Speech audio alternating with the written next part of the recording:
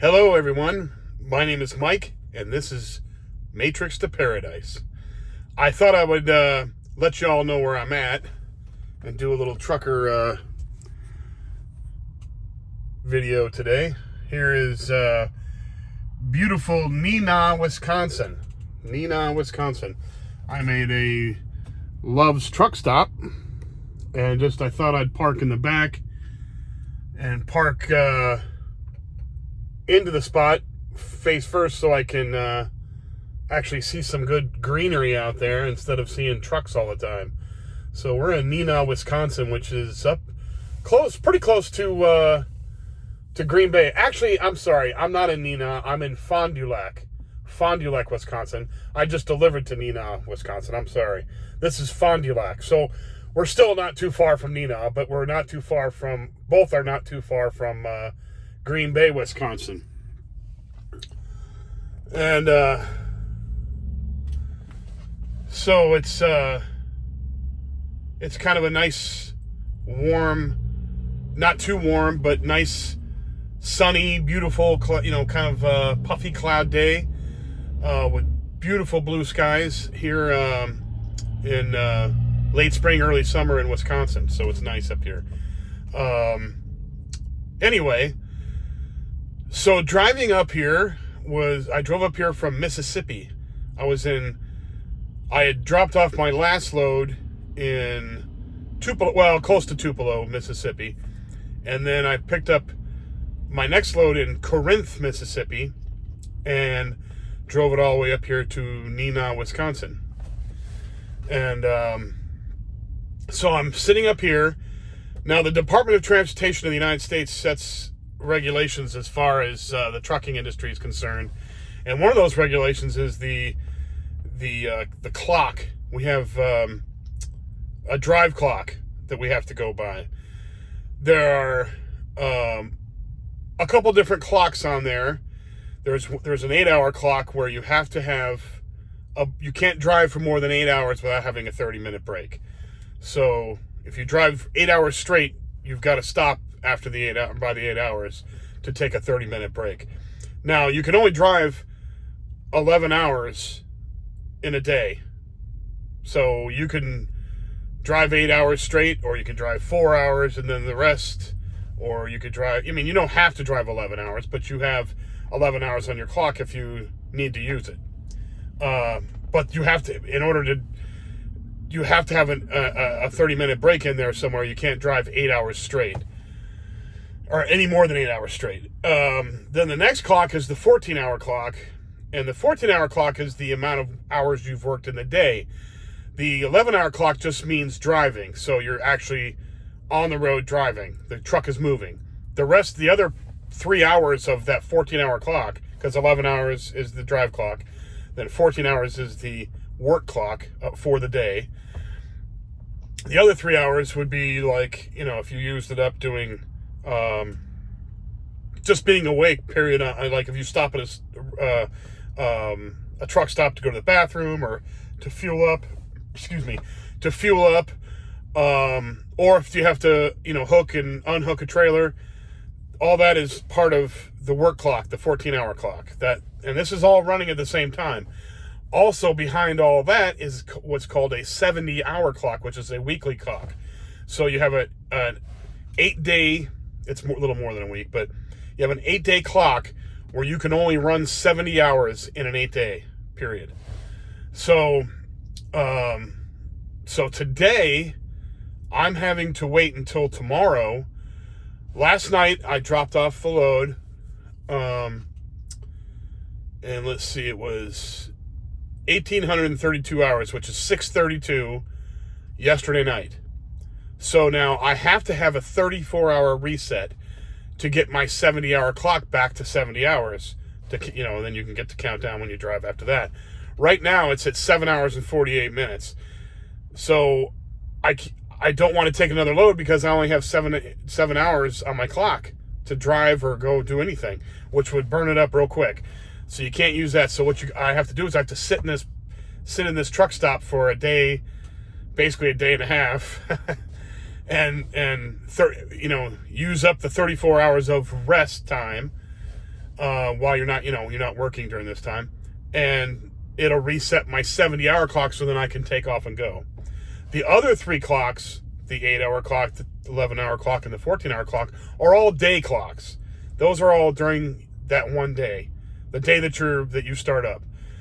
In between days, okay, so like say I worked, I drove today, or whatever day, I drove and I ran out my clock. I'm done for the day. I've driven 10 hours and 58 minutes. I only have 2 minutes left on my drive clock. I'm parked at the truck stop. I'm done. I turn off the clock. So then I have to wait for another 10 hours to go by, which is what the DOT requires. 10 hours to go by before I can start another day. So that's what happens. So today, I haven't worked since yesterday, so I've been off the entire day today. So I'm just sitting here enjoying the beautiful Wisconsin weather and the greenery outside, and just watching movies on my phone and stuff, and recording this video. So that kind of explains why what I'm doing here. So tomorrow morning, after, I think it was, 6 o'clock, if you say yesterday at 6 o'clock, so 6 o'clock tonight will be 24 hours. 10 hours more after that, which would make it 34 hours for the total reset. I will have my 70 hours back about 4:30 in the morning tomorrow morning. So I'll be able to take off and go.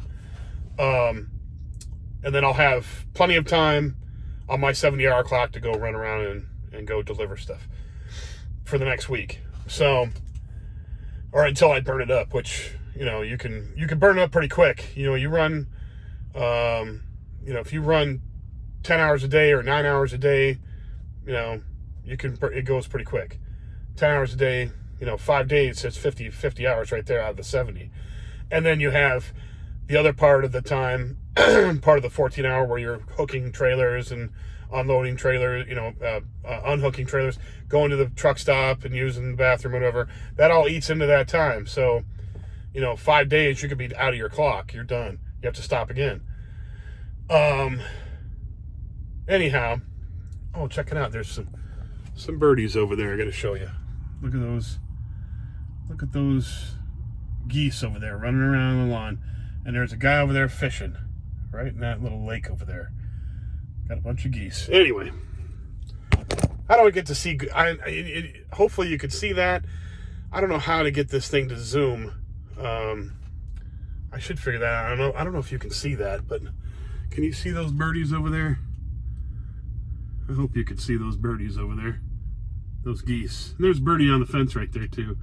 I hope you can see that over there. But anyway, if you can't, I'm gonna look at the video after I get it done and see if I can experiment with learning how to zoom this thing. I don't know how to do it. I'm a, iPhone illiterate. But anyway, so my trucking thing today. I was gonna go into, now I'm not gonna use this kind of trucking segment or this trucking video to vent all the time. But I'm kind of, the last time I kind of did. This time I'm going to go on to another one. So I'm going to give a little pet peeve. So when you're driving on the freeway or anywhere, when you're driving and you're on a big state road or on the freeway, whatever, and you see two semis, right? And one's trying to pass the other one, and you're like, why isn't he trying to pass him faster? I know that's what people think. Why do two semis pass each other at the slowest rate possible?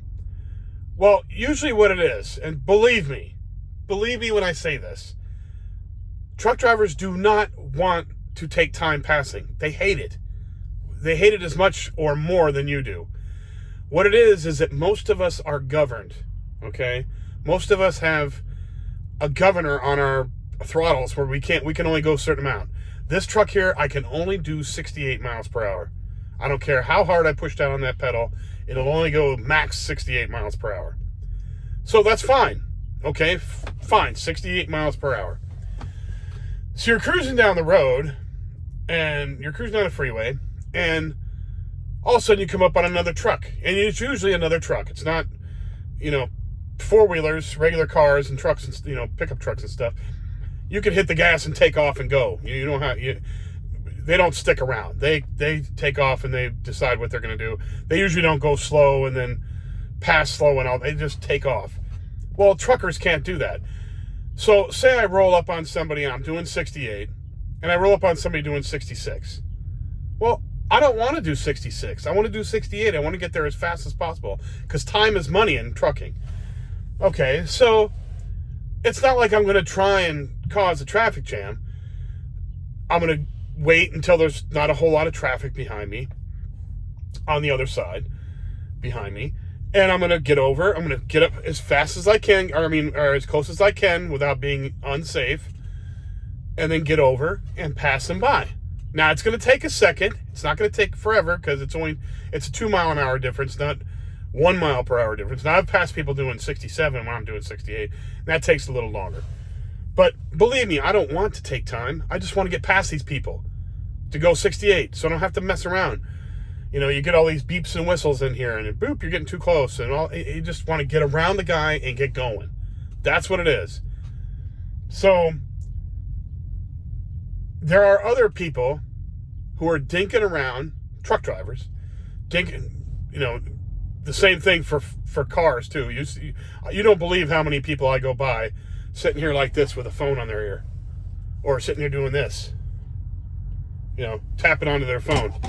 Tons of those people. Now, it's not just limited to people driving regular cars and trucks, you know, pickup trucks.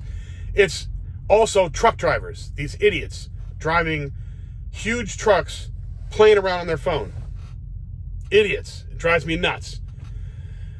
Because if you crash a tractor trailer, okay, you could actually kill somebody really badly with these. Not that you can with a car too, but these things are really dangerous.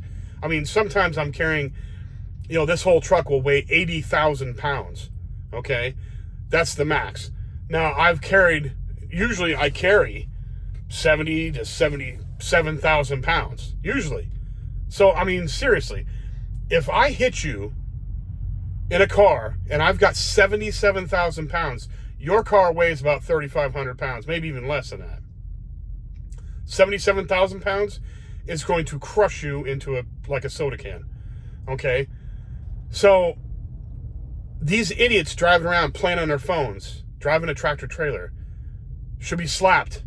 Somebody should take them out of their truck and slap the shit out of them. Excuse my language, but they should, because they're idiots. They're going to get somebody killed. Now, a lot of times I'll pass these guys and I'll know that they're screwing around on their phone. The reason I know is because they're playing on the throttle. They don't have it on cruise control, and they'll go 62, 65, 61, 66, because I have a little radar in here, because these things are so computerized now. Got a little radar in here. It tells me how fast the guy in front of me is going, and it'll fluctuate, so I know they're screwing around on their phone. Now, a lot of times these guys they're driving these, you know, a few year older trucks. They won't have the cruise control like I do, or they'll just be playing on the throttle, period. And you'll see them playing on their phones, okay? And then when I go to pass them, see, now I'm only doing 68, but those guys can probably do 75, 80 if they wanted to. Truckers, for some reason, I don't know what it is about them. A lot of them. Not every one of them, but a lot of them. For some reason, if they get passed by another truck, that totally freaks them out. They can't stand it. They have to get in front of you and pass you back. It's like some kind of competition, you know, this underground competition out there where I have to be the one that's passing. No one can ever pass me. I don't understand that silliness. I'm not passing you because I want to pass you. I don't care about passing you. You're irrelevant to me. My whole goal is to get to the next destination. Get this dropped. Every time I unhook a trailer and fill out paperwork and put it in a computer is more money I get paid. That's what I want to happen. I don't care about you. Other than just getting past you and getting going to my destination. So these guys out there screwing around with this competition of who passes who and all this silliness is stupid. What they need to do is drive what they're going to drive. And if somebody wants to go faster than you or can go faster than you, that's great. Go. If you're faster than me, I'm doing 68. If you're faster than me, please do more than me. Do 69. I don't care. You're going to go past me and go on ahead of me. Just don't go slow in front of me. That's all I ask. You know? And if everybody's stuck to the degree, you know, the miles per hour that they can actually run, and, you know, within reason of the, you know, the state driving miles per hour limitations, you have to follow those, of course. But I mean, if everybody would just follow what they're going to, you know, if you could do 70 and the speed limit's 70, go 70. Go 70. Fine. I can do 68. So if there was a 68 mile an hour speed limit and I could only do 68 miles per hour in a 68 mile per hour speed limit, which there isn't one, but usually it's 70 or 65. Okay. Well, then do the max. Do what you're going to do. Okay. If I get ahead, okay, so what happens? This is what happens if you run into a 68. I'm a 68. If I run into another 68 and he's doing steady 68, if he's not fluctuating between 66, 67, 68, you know, that's where it gets annoying, because then it slows you down and it takes longer for the truck to kick back in and get back to 68. I'll pass them if I can. But if I run into somebody who's doing a consistent 68, I'll back off so that my radar doesn't go crazy and, you know, make me go slower. And I'll stay the distance between where the radar thinks it's cool. I'll stay that distance behind them and do 68. That'll work. But you don't get that. You get morons out there that, you know, that want to go back and forth, have to have this little competition, have to pass whoever, and they don't want to let you pass. And that's what happens when these two trucks get together and you're going down the freeway and it's taking forever for the one truck to get past them. It's because the other guy's being a dick. The guy in the right-hand lane's being a jerk. Usually. He can go faster than the guy passing him, so he's pushing on the gas and making it hard for him to get by. You know, it wouldn't have happened if the guy over the right would do his normal speed, his max speed. But he's not. So he got this guy to have to go around him to pass him to do his own speed, and it causes this situation. So it's the guy on the right-hand side that's being the jerk. So those kind of people piss me off. They really do. They drive me nuts. But anyway, no more ranting. I'm fine. I'm just letting out a little steam on some of the crap that goes on the road. I'm all about safety. Safety is the number one thing. I do not want to die in a truck. I don't want anybody else to die in a truck. I don't want anybody else to die on the road in a four-wheeler. I don't want anybody to die at all. I just want to drive to my destination and have a good payday at the end of the week and drive on to the next one until I retire and go overseas and slow travel. That's all I want to do. That's all I want to do. Don't want to have all these competitions because it doesn't really matter. None of it matters. It's all BS. Driving a truck is still fun. Don't get me wrong. I like it. But, like I said before, it's just a means to an end so I can go do what I really want to do and slow travel the world. That's what I really want to do. Anyway, thank you for watching my video and listening to my silliness, my rants. And if you like the channel, please hit the like button. If you really like, and if you're willing to hit the like button, please subscribe and hit that little bell so it tells you when I put out a new video. Also, if you think that anybody else in your family or your friend circle would like this content, please share it with them. I appreciate it. I love everybody who's watching my videos, and I will come back with more soon. Thank you very much, and goodbye.